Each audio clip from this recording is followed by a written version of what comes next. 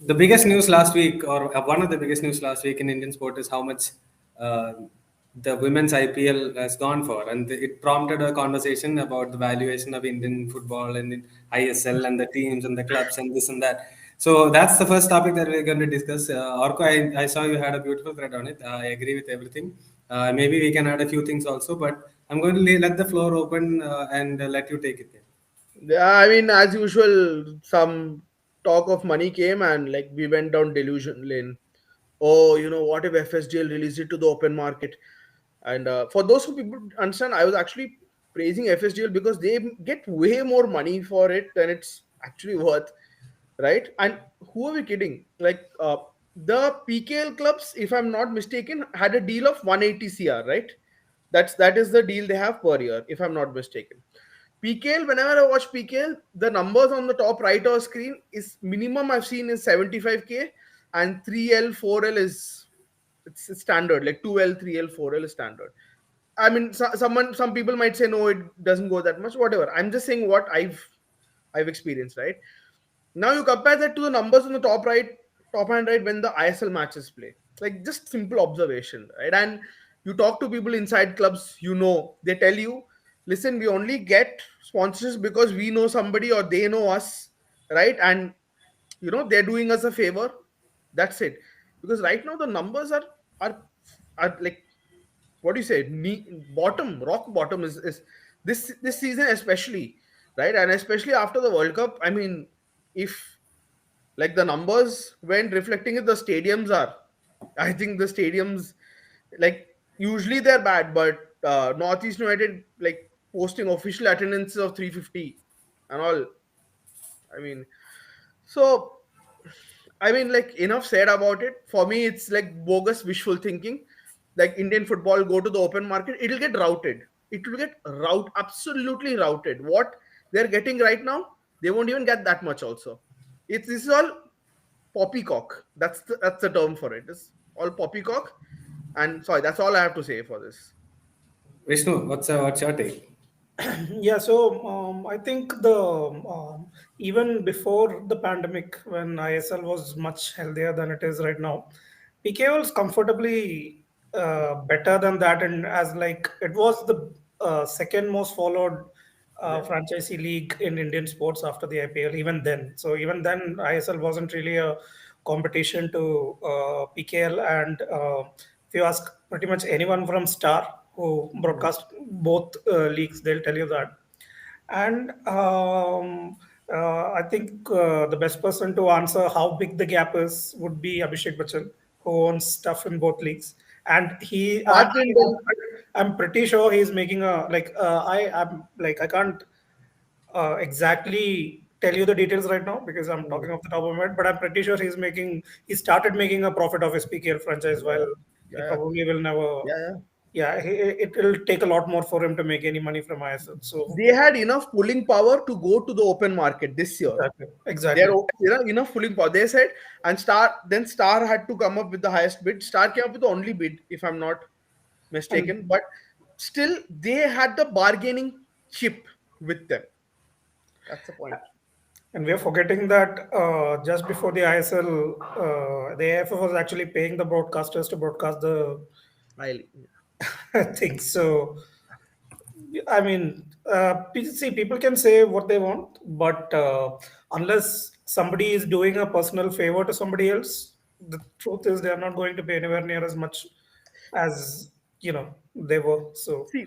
I mean, the same clubs who argued that so like way back when those the whole roadmap uh, talks were going on, the same clubs who argued that if you let us we'll bring in a lot more money to Indian football, the idea was that they weren't finding sponsors for their own club. So what are they going to do for Indian football, like in terms of sponsors and broadcast partners? So Mm, So here is the thing: if anybody wants to see where the direction of Indian football, the ISL is going, see the number of sponsors that used to be there earlier.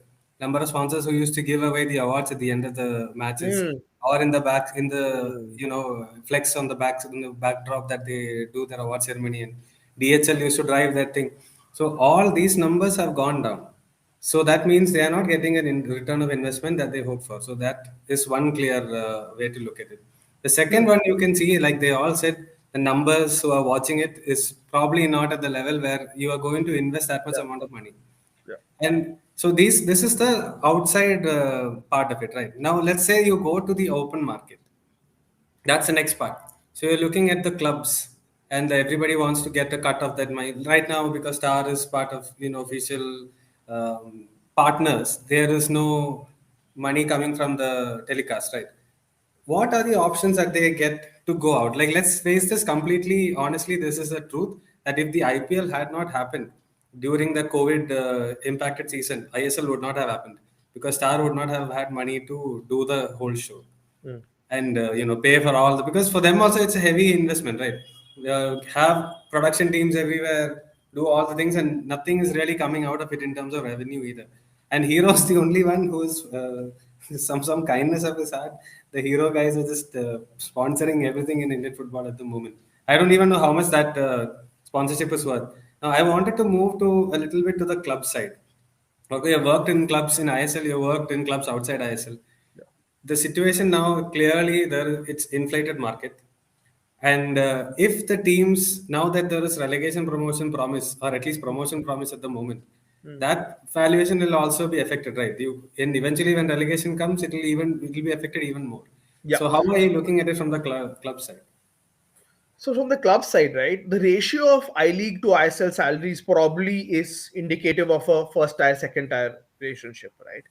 You have a I League where your average salary is between, let's say, if you're a good Indian player, you're getting somewhere between 6 or 8 L to about 12, 14, 16, right? May have gone up. I'm not sure, but it's somewhere in that range, right? And you have the ISL where it's between, let's say, 80, 90 L to 1.6 CR, 2 CR. Anwar Ali is on 2 CR, right? Apuya's on crazy money. 2.5. Yeah. Apuya's on 1.6. Sunil is at about 2, I think. Sunil Gurpreet. They're At two. three, So I think they are closer to three. I'm not sure, but closer to three, I I mean, would they guess. were at 2 when I think the new deal started. It Yeah, might have gone up, but uh, but this is the top tier, right? yeah, these are top tier. But so even the average, like I mean, if you're in the 30 in the national camp or in the 20 that's aiming to push for the national camp, you're closer to 1 CR Hmm.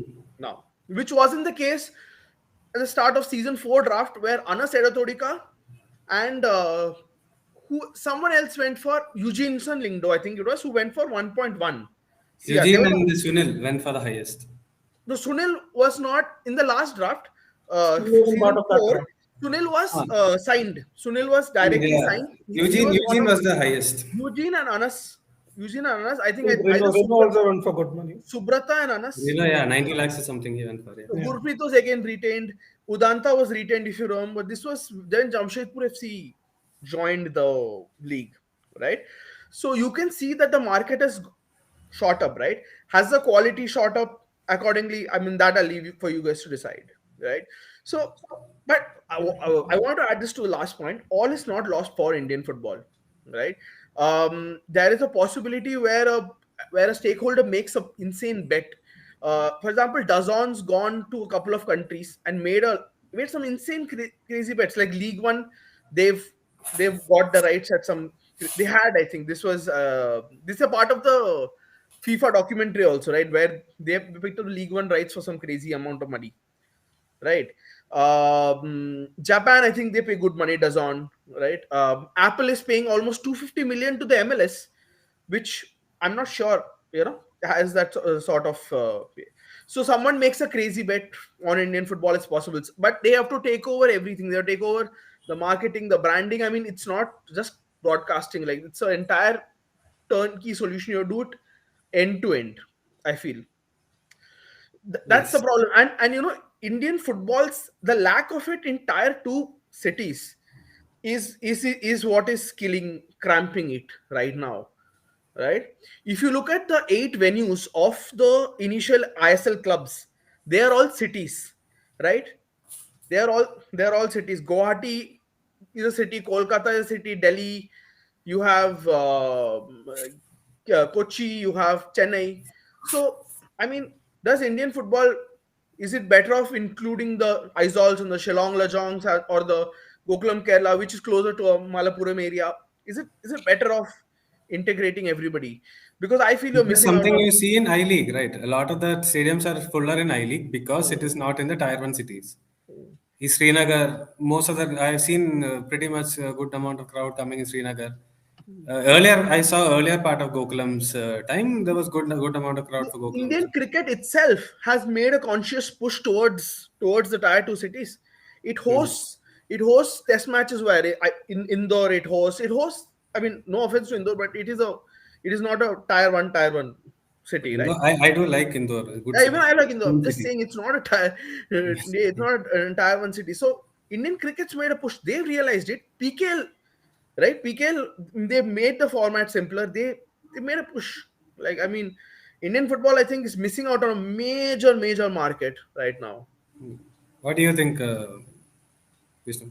I think one of the lessons from the whole ISL experiment is that we should let it grow organically, because they try to have a football club in Delhi. We all know how turned out. They try to have a football club in Pune. We all know how that turned out. So let it grow. I mean, wherever the fans come, wherever there is the right conditions for a football club to grow, let it grow there. It's basically like stuff sprouting somewhere. It has to, the conditions have to be right. I mean, you can try all you want to grow it on your terrace, but there is a limit to which you can do that. So I think football clubs above everything, and you can't completely blame the ISL, because it, for example, Kerala is one of the success stories of the ISL, I would say, because the conditions were there for a football club to grow there, and they gave one, and it did. So you can't exactly. It's. I think you have to look at it in terms of lessons learned, and this is one big lesson, I guess, because you can force all you want for force a football club to sprout, like flourish somewhere all you want, but unless the conditions are right, the passion is there, the infrastructure is there, and the people are there. Most importantly, the people are there. People. It's not going to take off the way you want it to. You can persist with that experiment for however long as you want, but unless something drastically changes, I don't think it's this is something you can force. So instead of I mean, it's always nice to take football to cities that weren't there before, but you have to try do it in an organic manner. Yes, absolutely. We have to also see, like you said, I think Chennai is pretty much another place where Chennaian has huge fan base. May I'm not be so the so sad. 20,000. That club has so much potential. I'm so sad Exactly. about They that. went to the right place. So Chennai sad. and another one, even Bangalore for that matter, they have done well So with sad. whatever they've been given. Huh. And I think Hyderabad has a lot of potential, Hmm. but the stadium being where it is and a few other things are a problem, but Huh. hopefully that can be sorted out. No, but But I'm saying parts of southern TN, right? They have pretty much the same culture as Kerala, and that's crazy. Like, yeah, because that propensity to spend on football, they have that, right? I saw some tournament in Nagarcoil where they pulled out all the bloody stops, right, to just host it, right? I mean, And TN was to understand what football means to Tamil Nadu, you just have to look at their Santosh Trophy performances over there, where they had fuck, man. every reason to fail, but they still managed to put out teams that reached semifinals and But finals and still, all that. this Like, they're just scraping the it's bottom not of the even barrel. it's not even Yeah. like no encouragement from the administration, but Hmm. active discourage from the administration, and they still did that. So yeah. TN, Haryana, these two are very badly managed states, and like which are sitting like you have another potential gold mine for Indian football, right? TN for men's football, Haryana for women's football. Like, it just needs to, someone needs to reach into these areas, and right. and now just wanted to get more detailed into the inflation part of it because this week, the news came out about Anwar Ali. Now you can go back and check. Last week we had mentioned here that a big player is going to ATK Mohan Bagan for insane amount of money, and this is the guy. We didn't want to disclose the name because it was under it was still in negotiation. We are But speaking about clubs, right? I'm just gonna say one thing. I am hearing one club has been sold, right? I'm hearing one. I heard, but I couldn't collaborate. One club has new ownership, and I was just going to say it because we're coming to it. At any point in time, 4 clubs are up for sale. At any point in time, 4 clubs are up for sale. There. I'm not kidding. There, No, no, there, I there agree. is, Yeah, no, there are. They're looking for valuations, obviously, which nobody's 200 CR. They're See, asking that in is the this. question that I was coming into because they valuated this club at such a high Huh. amount of money that a Hmm. lot of the people who want to sell are unable to sell it, and it's propped Hmm. up by many other things. You know, it's like what do you call? Some people inside has been uh, sort of like, okay, we'll get you some Hmm. sponsorship and just keep going for some time. So those kind of stuff is going on. One of the clubs, like you mentioned, I heard got sold, but I was not It's a able to. relief. I'm guessing it's a huge relief for all the fans because I think it might be the start. for I'm not sure for the owners also. for the owners also, right? No Yeah. blanks. Good. I mean, like I said, ailing fan base. Yeah. So let's So, see. but the one of the problems that these owners are Hmm. also facing is the money that is spent on players is Hmm. has become really over the top, obscene. You can Hmm. blame a few clubs for I think doing this or getting it one up. way to illustrate that point is that I'm again off the top of my head, but I remember the numbers from many years ago, Hmm. and I think Anwar Ali. I'm pretty sure Anwar Ali is getting paid more than Roberto Carlos and Anelka and all these people when they came out. So I mean that alone should show you how much domestic player salaries have become But inflated. the problem here is because these guys, right? These guys, let's say like Mohan Bagan, I will say is one of the chief culprits. They are just going and throwing money, and for anybody to compete with them, it's becoming really difficult. And even the agents go and say, okay, these guys are paying me this much money, you match it or improve it, otherwise he's not coming. And these players, Sumit Rathi, all the rest of them who they've signed, and all the foreigners that they've signed, lot of them are not even playing or anywhere close to playing. You can look at Mumbai also in the sense that Nawaz has been signed, and it was I don't know, some futile signing that they just did it out of ego or something. Because Des came straight away, he gave him a chance, then realized the second keeper was better, and Purba has improved a lot. And you can't blame Des because Des has done this a job where he's improved the player. Even Kerala Blasters, when they signed some big money signings, Ivan has come in, he's seen the name, he did not care about the name. He played the player who was best for suited for his football. So kudos to these coaches for standing up, but the clubs have destroyed the market. The clubs have. I'm just going to say something, and everybody knows this. More than the clubs, it's the officials inside the clubs who've destroyed the market from within. Up, whoever has to understand will understand what I'm saying, right? So it's let me be very clear. Let me be very clear. It's the clubs, have they inflated or has money been rerouted? Whatever, you know, you want to put it like if owners are happy paying 14 months salary to some person and the 2 months of salary going somewhere else, I mean, nothing we can do about it, right? And it's understandable. Just take just think about it, right? The guy who owns Kerala Blasters has some thousands of crores of turnover, right? Vita Dani owns Asian Paints. That's a 6,000 crore, 8,000 crore company. You have Jaidev Modi who makes 1 CR, I think, of casinos every night, probably or more. I don't know, right? What is 25 CR for them? They've written it off. They've written it off. And I suspect after the acquisition of Delhi Capitals, Mr. Jindal, his heart bleeds for it as he tweets, but he's also kind of written it off. He's also like, whatever the chump change from Delhi Capitals I'll put here because that is the loss we make. He's also written a letter also 2 years ago, as we know. Yes, 25 to So 30 CR is the loss for him. he wrote in a letter. Clearly, he wrote in a letter. Clearly has written that. So So imagine if you're investing 50 CR, 60% of whatever you're investing is written off every year. 60% of what you're like, this kamikaze economics. That's all I yeah. can say. So I want to ask Vishnu this, like this is clearly a bubble, and we've even heard people like Ravi Pushkar also say it's inflated and it's a bubble. At some point, it's going to burst. what point do you think that's going to come, and what do you think, what do you think is going to happen? Because I League may you get 25,000, 30,000 for a player. That's a salary that they get. There are people who get in lakhs as well, but the difference is huge between the two leagues. If you want some good news, I think there is a chance that it won't burst for a long, long time because you've seen the trend, right? Somebody buys the club, somebody has a club, tries to run it, spends a lot of money on it, realizes that they don't exactly want to run it anymore, and then they sell it off, and the next guy comes in to blow off all his money. Yeah. So that's what happens with Delhi. What happened with Delhi, that's what's going to happen with Northeast. A lot of so as long as there's But do you think at some point the powers of be is not going to help them find a person also? They'll be like, oh, you only do it now. How long I are we see. going to keep supporting? It's impossible to predict, man, because it could happen very soon. It could happen a lot because first of all, you have to keep in mind that everybody keeps saying that in the next few years a recession is coming.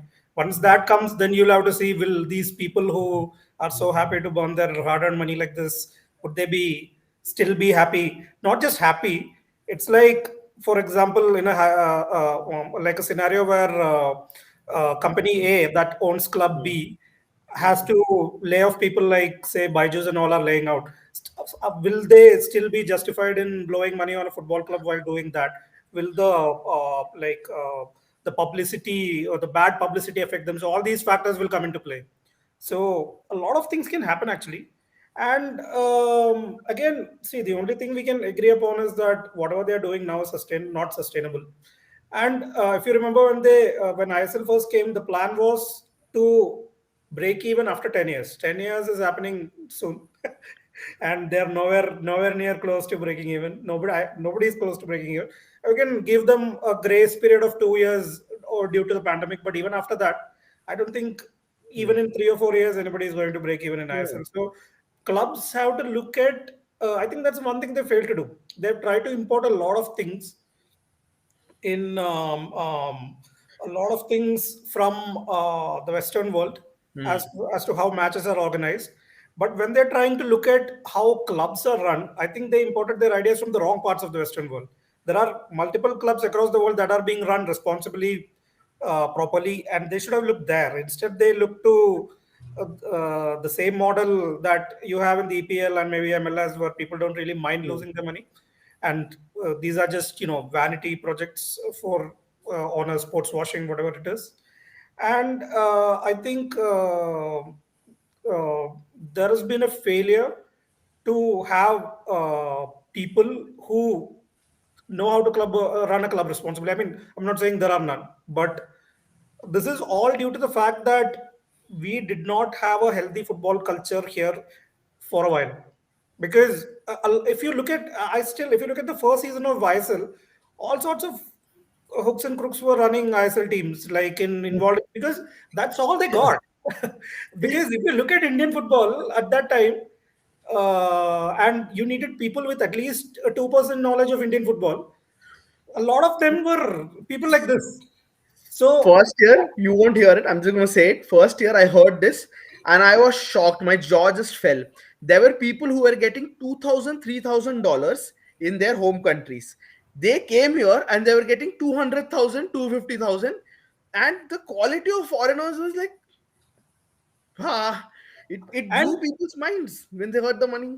and the number of and the thing is, so all this points to the fact that, see, people keep talking about football culture, but that is not just an important thing when it comes to producing players. That is an important thing when it comes to producing everything: good referees, good coaches, good management people, Revenue. good club officials. So without that, we are not going to produce any of this. And as long as we don't produce not just two or three well-run clubs, but 20, 30 well-run clubs, the same thing is going to happen, because you know the wrong people come in, the organization is obviously going to be run wrongly. So